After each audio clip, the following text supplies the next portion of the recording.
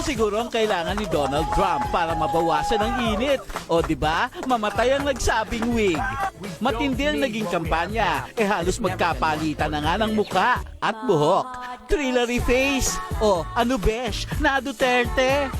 Kumpleto na nga raw ang squad goals, Putin, Trump at our very own.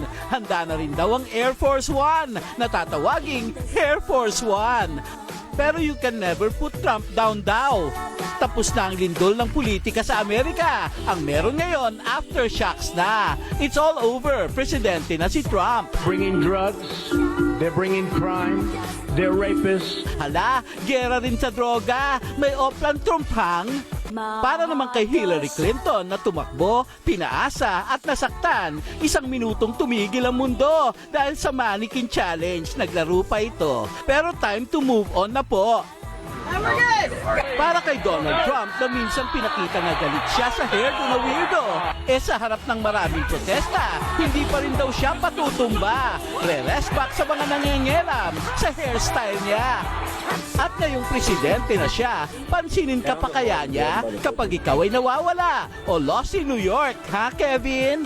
Sa mga maka-Clinton, may mensahe si Gary.